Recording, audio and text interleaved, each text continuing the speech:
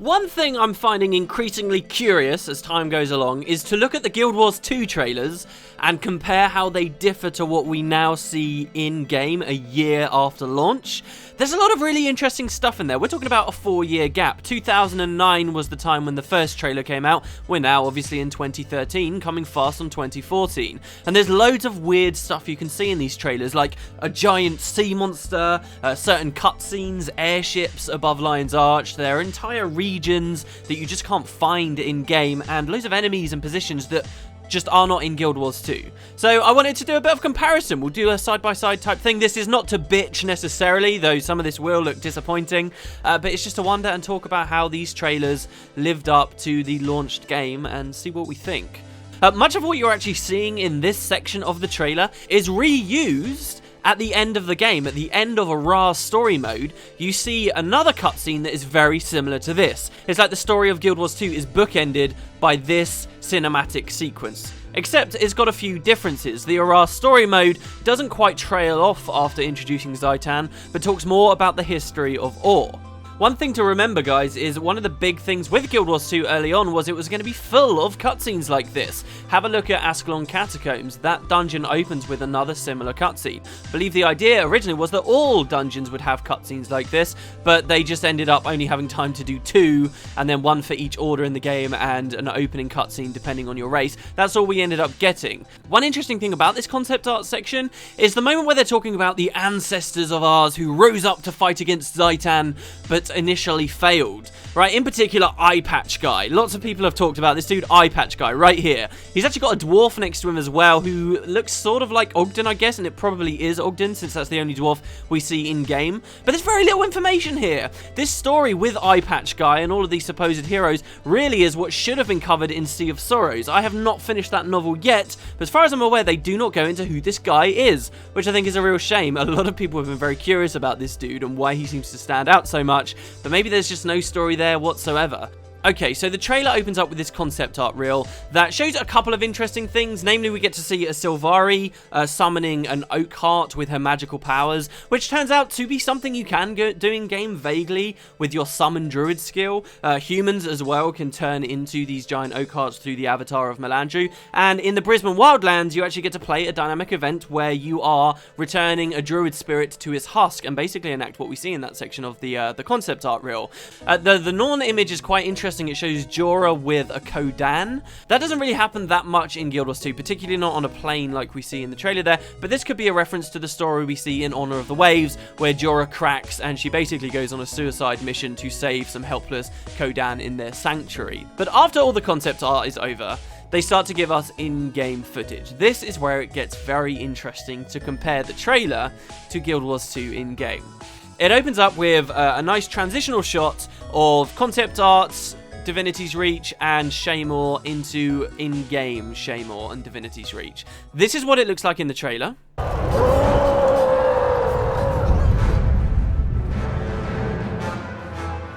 It is time for legends to become real.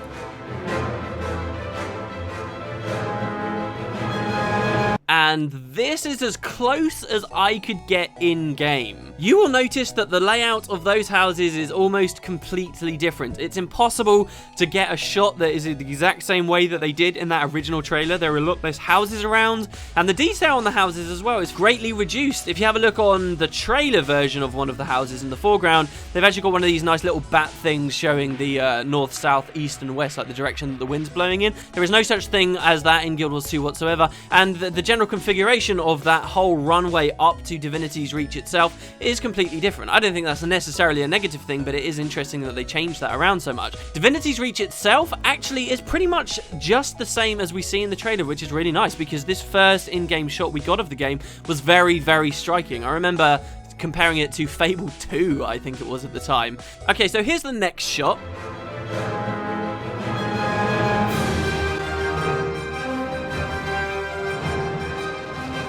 And that field does not exist. As far as I'm aware, as I can find, that giant open field does not exist. The closest you can get to something that looks like this actually in-game for Guild Wars 2 is in Kessex Hills, where you do have a generally flat green plain. It doesn't feel as open and as vast as the trailer impression gives you, but you can generally line up on this nice looking field with this same badass looking tree, right? That tree is a very distinct tree you see in the trailer, and again it's mimicked here in Kessex Hills. A lot around the area has changed significantly. The terrain in the background is different. There are far less bushes. There are buildings on either side. If I move the camera even slightly, you'll notice that it's not a big open plain at all, that there's a lot of stuff going on around there. But I believe that this is what we were seeing in the trailer, a heavily redesigned northern section of Kessex Hills. What I always found awesome about this shot was that illusion of how vast and expansive Guild Wars 2 could have been.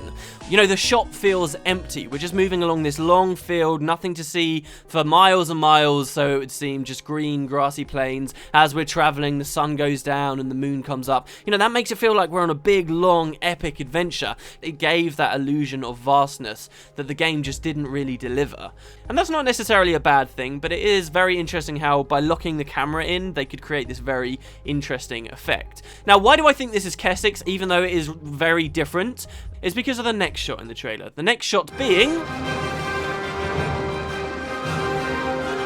that waterfall? And guess what? If we walk just a little bit forward from where we were in Kessex Hills just now, oh look, here we are. It's the exact same area, and interestingly enough, it is complete with the same white crane we saw in the trailer. You see that crane pecking around? That's still in game. It's still in the exact same spot as it was all those years ago, and on top of that, it was probably put there just for the trailer. This is a really unique, weird entity in Guild Wars 2 because it's sort of an ambient creature that's completely untargetable and unkillable. It may as well just be a statue that is animated. It's a really interesting thing. You guys might have seen it while you're playing in the game, and the answer to that question of why that exists is probably because it was put there for the trailer all those years ago, and it's still there pecking around. This next shot of Ascalon is actually a really interesting one because at first glance it might look like a place you cannot get to. It's another one of these sort of illusions of an open world thing with just a char running through a forest. But this is a place in Guild Wars 2 that you can go to, and you can recreate the shots pretty much perfectly. This is an area in the Iron Marches, the bottom right hand corner of Iron Marches, where there is a haunted house dynamic event. One of the most well designed areas in my opinion of all of Guild Wars 2. Very interesting event with cool dialogue and cool premise and mechanics behind it that also changes the whole area. This forest we are seeing in the trailer, you probably won't recognize in game because usually the events in that area are going on and making the whole place look really grim and haunted. However, if you complete the events and you wait for daytime, you can actually get an almost shot-for-shot matchup of this area we see in the trailer. That's a place in the Iron Marches. We can go there. Very cool. The next shot, of course, here is the Divinity's Reach Dam. Looking much as it ever did, very little has changed. I am still very excited about going behind that thing, swimming around in the Giant's Basin, seeing all those areas around Divinity's Reach. There's even a handy vista there giving you almost the same shot as the trailer gives us, which I'm sure was not intentional. The next scene is of a much younger looking Logan. I guess he had a redesign at some point. Then what do we have? This is an interesting shot. I love this shot. Ascalon Catacombs. This was our very first ever taste of dungeon combat. What was a dungeon like in Guild Wars 2? This was potentially it. A very exciting shot for me when the trailer first came out. I remember thinking actually that it was a part of the Crystal Desert, given those, you know, very bright red flags and the lighting there. But no, this is the Ascalon Catacombs. This is just after you choose which path. There'll be a burrow at the bottom of those staircases you guys might be more than familiar with if you choose the right path. I found it really fun to actually be able to go and film this for you guys and like try and recreate the trailer, except now I have the control to walk into the next room. Like I remember spending hours on the forums wondering what was just through that doorway down that staircase, and now I have complete freedom to go through and I know exactly what's there. It's very cool.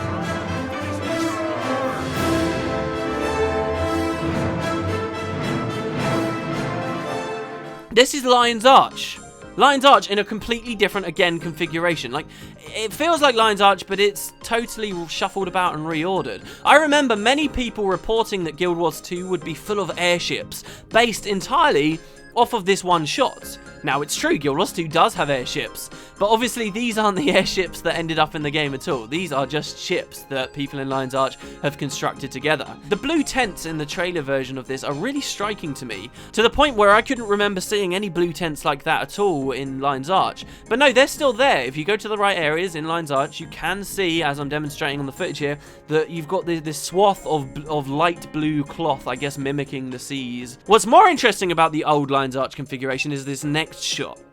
This one is showing one of these typical Lion's Arch boat bridges. I love the boat bridges in Lion's Arch, but this one is showing a completely different version that we've never seen in-game. These are just regular boats stacked side by side and connected with gangways. The ones we see in-game are a lot more complicated than that, a lot more solid than that. Here, we get a really interesting looking one that ArenaNet made at some point, but had to delete for whatever reason. I love it. I think that place looks awesome. And what's the island that they're leading to? That whole section of Lion's Arch, where was that? Who knows? Who will ever know? Like, that's just been obliterated and completely changed. Okay, now we're getting to my favourite bit of the first trailer.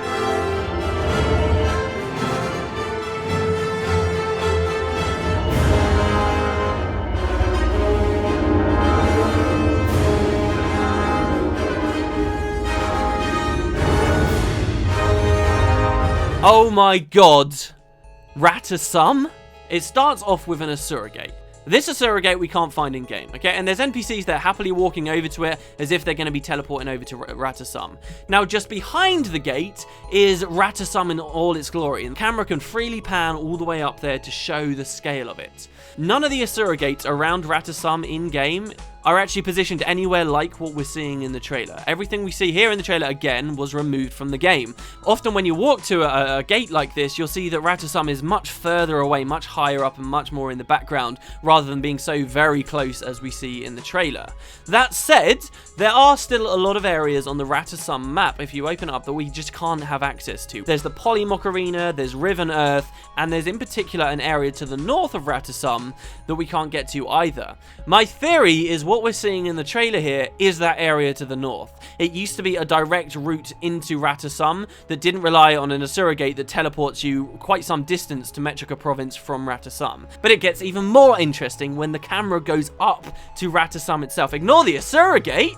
Look at this! The layout is completely different. This may as well be a completely different Asuran city, right? This may as well be Rata 10 before it was destroyed, right? It looks much less practical as a hub world than Rata Sum does in-game right now. You know, if this was going to be somewhere you constantly want to be using the trading post, it does look less practical in its original configuration, but it also looks to me a lot more nuanced and interesting. I love the verticality of the old Rata Sum. This is a version of Rata Sum we never get to see. And like I said, it could just be a completely different city at this point, so what really excites me is the idea that maybe they have the old version of Rata Sum still saved away somewhere at their headquarters, and maybe they'll be able to drop that in as a part of a larger living world plot. You know, some different Asuran from a different area of the world, or maybe some underground Asuran come up with their own city and say, hey, check out our place. I love that idea. Rata Sum looks so different. You'll notice there's a lot more emphasis on the difference between the colleges as well there. Rata Sum changed a lot. For now, we cannot explore what we're seeing in the trailer. Now, but we are not done with the incredible Asuran stuff. Check out this shot.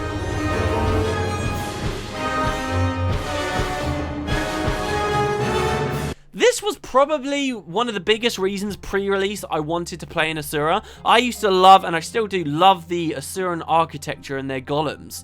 Looks amazing. Look at this magical place. Again, where is it in game? Nowhere, really. The start of Metrica Province comes close. Sort of, but it's not the same. It's not so busy. It's not based on this kind of dusty orange floors of what looks to me to be the Maguma Waste. This looks like a completely different area that, again, is not a part of Metrica Province, is not a part of Rata Sum. It's nowhere. Next up comes arguably one of the least interesting shots of the trailer, I must say, and that was true when it launched, and it's true to this day. Okay, we get the Shiver Peaks. Big whoop, right? It's just a big ice field full of trees. Now, it does stand in stark contrast. I believe the reason they put this shot in is because it stands in very heavy contrast to what we just saw with the Asurans, but it is still just trees. Does it exist in game? Maybe. Snowden Drifts would likely be my guess, but I don't care to look too closely. I think a lot of Snowden Drifts looks far better than what we see with these trees anyway. What's next? A Kodan Sanctuary. This place I thought for the longest time was Holbrook, and that Kodan in the front was just an alternate version of Bear Form, okay? When this trailer came out, we had no information, and that's what my original take. But no, this is not Holbrook. This is Blue Eye Shining.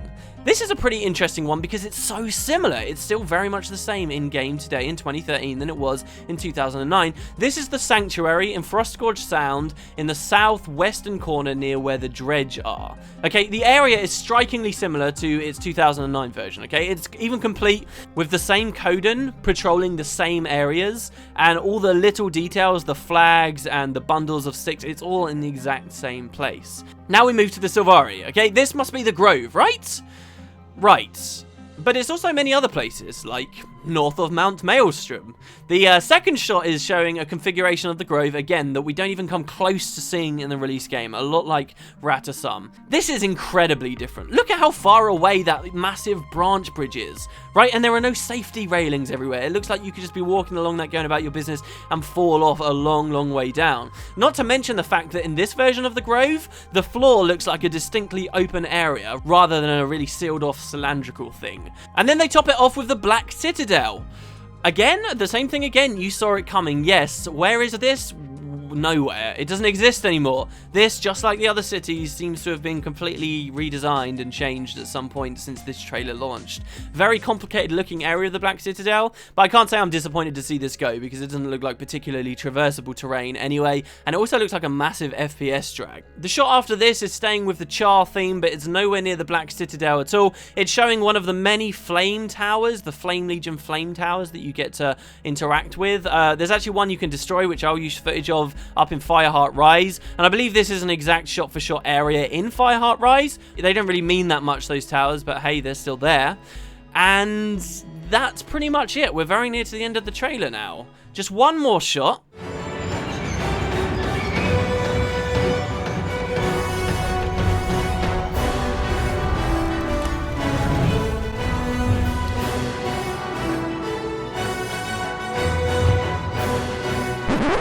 Wait. Whoa. No. Stop. Go back. What the hell is this? There is nothing like this in Guild Wars 2. This isn't the same as, oh, look, Rata looks very different. This is just something completely out of the blue, completely different. Nothing like it whatsoever in Guild Wars 2. It's a dead dragon with a nose ring? Its back reminds me of the old sleeping Kraukatoric we got to see in Guild Wars 1, but the scale would mean that this thing is actually a lot smaller, and it's clearly not Kraukatoric. This is a dead dragon. Now, we've seen a few dragons in-game, but this is nothing like the Shatterer. This is nothing like the Claw of Jormag. And this, although it looks like a dead dragon, this looks nothing like Tequatl or any of Zaitan's other dragons. So, who is it? Where did it come from? Is it Zaitan himself? Now, that might sound crazy. You're going to say, surely not. Zaitan looks completely different to that. But this trailer came out before they even had that really elaborate design of Zaitan. Okay, in this very same trailer, look back to the start. Look at the concept art of him. He's looking pretty generic there. Those horns look kind of similar. But then, why would ArenaNet put an image of the final boss of their game dead in the very first trailer they ever released? Would they do that? During the betas, interestingly enough, people in the community data mined images of Arar Explorable. And in Arar Explorable, during the betas for this game, it had an image of a dead dragon that looks an awful lot like this fella here in this trailer. Unfortunately, however, once the game launched, that image of that dragon in Arar Explorable mysteriously vanished, as well as this dragon body too. So what's going on here? What were they going to use it for?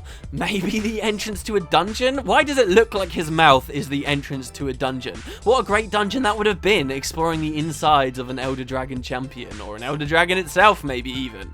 And the last question, of course, is where is he located? The trailer we've been watching has just come from Flame Legion areas, so it would make sense to think, oh, maybe it's somewhere around there. Is it set perhaps in the Tar Pits? Is this Guild Wars 2's version of the giant bones we saw in Tar Pits in Guild Wars 1? The visuals do look a bit like ore. You'll notice that there's been no in-game footage of ore at all in this trailer, and since this is basically the last shot, maybe that's what they did. They slipped in a sneaky image of Or back when it was littered with undead dragon corpses. But really, that's all we can speculate on. There is no way to know for sure what this is. Who was he? Why was he removed? Will he be back is the exciting question. I mean, surely they still have the assets, just like I'm saying with Rata. Time will tell, I suppose. The trailer finally ends off with the one final shot, almost, which is of Ascalon once again. It sort of bookends with Ascalon. And this is indeed Ascalon City itself. These are the Ascalon City ruins. They can be visited in-game. The general area has changed quite a lot again, but a lot of things remain in place. Like that tree in the background that you can see, and that ruined wall that just pokes out of the water. You can still see that stuff there. What we're looking at in the trailer here is that annoying skill point where there are all the scale trying to kill you, and there's like a veteran scale and like 10 other scale all at the same time. Notably, the area in the trailer was filled with crates, and obviously that changed at some point. I think it would have been far more interesting if there were crate in Ascalon, because that would have meant some interesting stuff for like their migrations and lore. And in fact, when this trailer first came out, I assumed these were Naga rather than crate. And that's it. The trailer ends showing Destiny's Edge standing in what I can only assume to be the Behem Gauntlet in Blaze Ridge Steps, and it shows us like two sneaky characters in the background there. Who are they? I'm sure it doesn't matter at this point. Before finally the trailer ends in another concept art flash. And there you go, guys. That is 4 years of difference for Guild Wars 2. This is what it looked like in 2009 compared to 2013. I find it really weird looking back at these trailers. Let me know if you like this video, if you support this video, and I will consider doing it for the other trailers. And in those, maybe we can talk about stuff like this guy or this stuff, which is also pretty bizarre and crazy. Anyway, thanks very much, guys, and I will see you next time.